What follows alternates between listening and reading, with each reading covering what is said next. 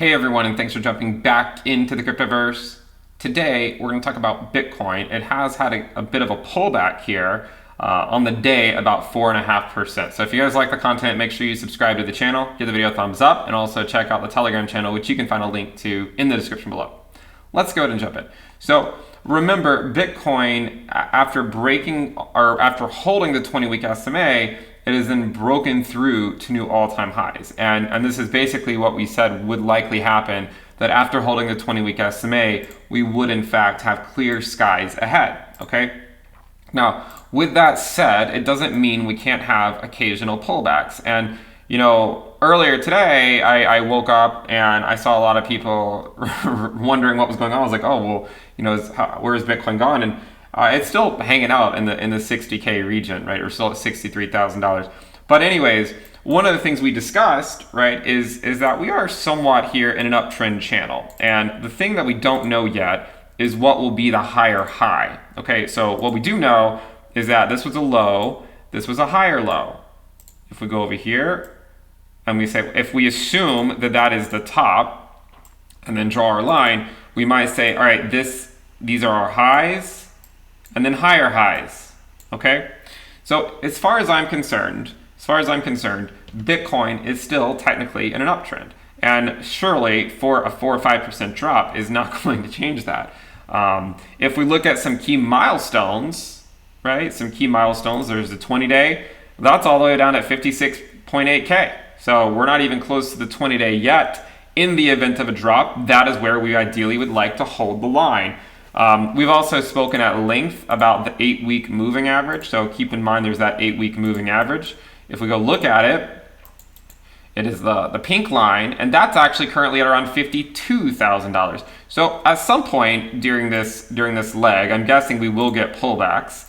And ideally speaking, it'd be nice to hold the line at the 8-week, okay? Because we did hold the line at the 8-week in the past. But there is no guarantee that that happens. You know, one of the things we've always said is that this cycle will be different than all prior cycles. And we've observed for the last year that it's very similar to the 2013 cycle, if not stretched out a bit. Now, it's certainly likely, in my opinion, that the next leg of this cycle might emulate the first leg of this cycle and that it does not go to the 20-week SMA. We should also consider that at some point, the second leg might emulate the 2017 cycle and that it could test the 20-week SMA occasionally. The point is that the journey to 100K Bitcoin will certainly not be easy. There's going to be some twists and turns along the way. If we look at this chart on the macro scale and just say look at these weekly timeframes, I mean clearly we have a low and we have a higher low, we have a high and we have a higher high. And then what we can also do is we can go to the daily time frame and then just, you know, continue to overlay that pattern that we've shown before, the one that takes us from here up to this point, and then just shift it. This was 29K to 53K, and then just shift it over here. And look, I mean, it's still actually following it fairly closely. Okay, it's still following it fairly closely.